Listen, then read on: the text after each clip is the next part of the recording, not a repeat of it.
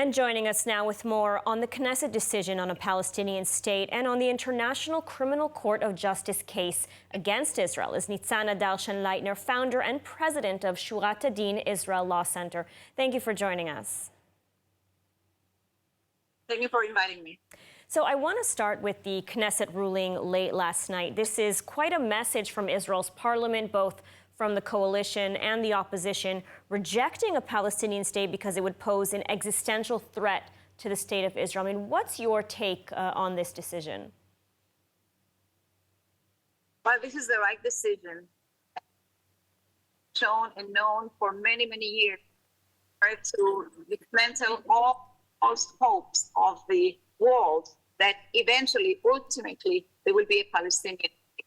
Israel went into a terrible experiment in the Oslo Accords when they tried to establish some sort of a form of an entity to give to the Palestinian Authority. And they developed a hope in the world that one day perhaps there will be a Palestinian state.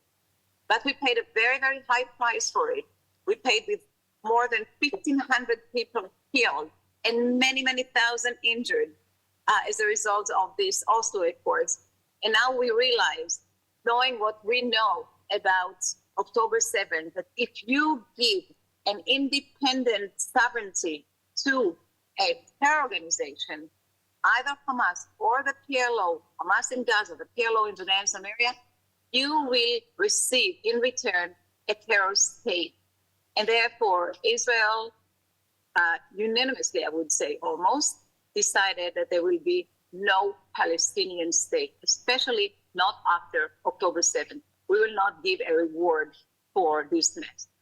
And you know, this of course ties in with the International Criminal Court of Justice ruling Israel is rejecting a Palestinian state, just as The Hague is essentially expected to tell Israel to leave the settlements to make way for a larger Palestinian state.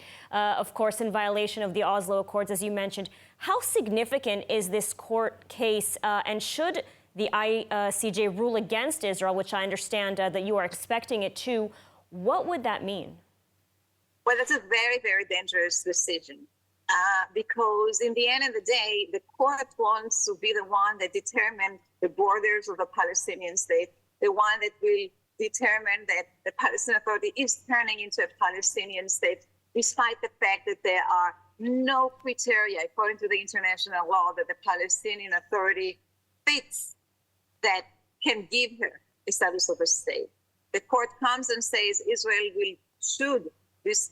will come and say tomorrow that Israel should dismantle all the settlements, that Israel will throw out all the Israelis from the territories of the Palestinian Authority. And without doing that, Israel actually annexed Judea and Samaria, annexed the territories, and preventing a Palestinian state. Although this is only an opinion, it doesn't have teeth, the court doesn't have make orders. This decision will be given to the General Assembly and to the Security Council, and the court will demand these international UN bodies to take steps against Israel in order to comply with this decision. Absolutely. A war on another front. Nitzana Darshan-Leitner, thank you so much for speaking with us today. Thank you very much. Have a great day.